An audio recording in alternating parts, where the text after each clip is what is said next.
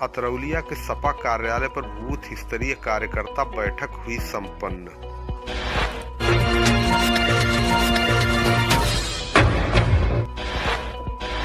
आजमगढ़ जिले के अतरौलिया स्थित सपा कार्यालय पर बूथ स्तरीय कार्यकर्ता बैठक आयोजित हुई। कार्यक्रम की अध्यक्षता पूर्व मंत्री बलराम यादव ने की। कार्यक्रम में मुख्य अतिथि के रूप में आजमगढ़ के सांसद धर्मेंद्र यादव मौजूद रहे।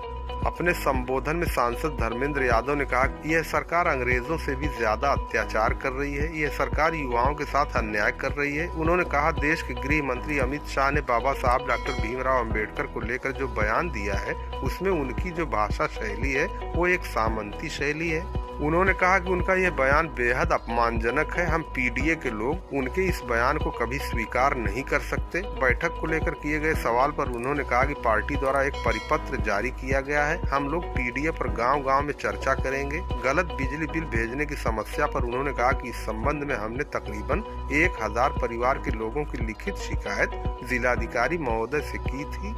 अभी उन पर क्या प्रगति हुई है, इसकी जानकारी जल्द ही अधिकारियों से ले ली जाएगी। उन्होंने कहा कि प्रतिवर्ष 2 करोड़ रोजगार देने का वादा करने वाले अभी तक कितना रोजगार दिए हैं सबको पता है। भाजपा की गलत नीतियों के कारण देश गर्त में जा रहा है। पूर्व मंत्री बलराम यादव ने सरकार पर जमकर तंज कसा।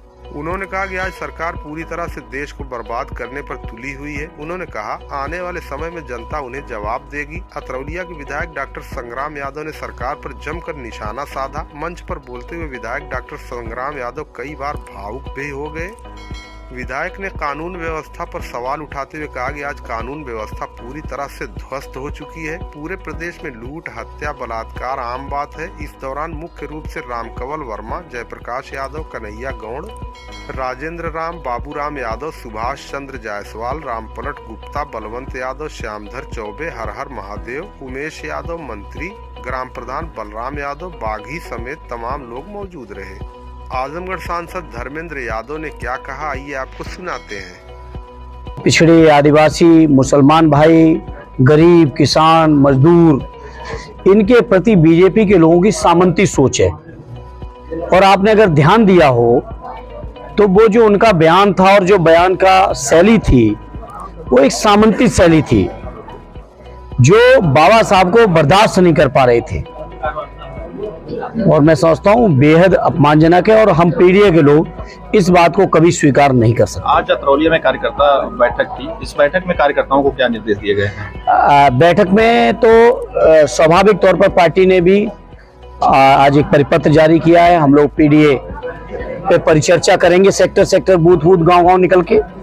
साथ ही साथ आदरणीय बाबूजी जो काफी दिन से अस्वस्थ थे, आज वो अपने साथियों के बीच जो उनके साथ पिछले 50-55 साल से जो परिवार के लोग निकले हैं, नौजवान कार्यकर्ता उनके साथ हैं, उनके बीच आज निकले। और मुझे भी आने का सौभाग्य दिया है यहाँ के माननीय विधायक जी ने।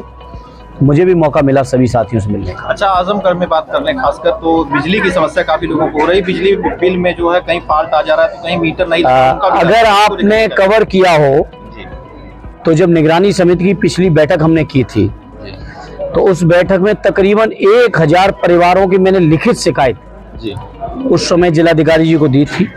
अभी तक उस पे क्या अब समाधान कितना किया है नहीं पूछ पाए, चूंकि उनके भी परिवार में दूसरा माहौल है। उनकी माता जी का स्वर्गवास हुआ, इसलिए अभी हम नहीं बात कर पाएंगे। कुछ दिनों में उनसे भी हम इस मुद्दे पर बात करेंगे। अच्छा, बेरोजगारी को लेकर के क्या कहना, जिस तरह से युवा जो है पूरी तरह से परेशान है, इसको ये बीजेपी के झूठ और गलत नीतियों का कारण है। जो लोग 2 लाख रुपए, 2 लाख नौजवान को रोजगार हर साल देने की बात की थी, अब तक 20 करोड़ नौजवानों को रोजगार मिलना चाहिए था अगर उनकी बात में सच्चाई होती। लेकिन दुर्भाग्य यह है कि उनकी बात में तो कोई सच्चाई है ही नहीं, बल्कि देश की आजादी के बाद सबसे ज्यादा बेरोजगारी दर अगर बढ़ी हुई तो आज की तारीख में बढ़ी हुई है। सर, आउटसोर्सिंग को लेकर के क्या कहना है? ये बहुत खराब योजना है और इसमें शोषण की पराकाष्ठा है कर्मचारियों के, और शोषण के साथ साथ आरक्षण को खत्म करने का ये बैकडोर से षड्यंत्र चल रहा है। सर, इलाहाबाद क्या छात्र रहे हैं, वहाँ के नौजवान साथी बहुत लाठी से पिटे गए हैं बेरोजगार को लेकर। उस मुद्दे को मैंने सदन में उठाया और बहुत दुर्भाग्य है कि नौजवानों को अपने रोजगार के लिए, अपनी नौकरी के लिए, परीक्षाओं के लिए इस तरीके से आंदोलन करना पड़ रहा है, जेल काटनी पड़ रही, लाठी खाना पड़ रहा, बड़ा दुर्भाग्यपूर्ण है। आने वाले 27 के चुनाव में समाजवादी पार्टी किन मुद्दों पर चुनाव लड़ेगी? बहुत सारे मुद्दे हैं। पीडीए के सम्मान स्वाभिमान को मुद्दा है, बाबा साहब का सम्मान हम सबका मुद्दा है, संविधान को बचाना मुद्दा है, वहीं बेरोजगारी, किसानों की समस्याएं, नौजवानों की समस्याएं, बुनकरों की समस्याएं, भ्रष्टाचार से लेके भारतीय जनता पार्टी का जो तानाशाही चल रही है, इन तमाम मुद्दों पर हम लोग जाएंगे जनता के बीच। ठीक, बहुत बहुत धन्यवाद।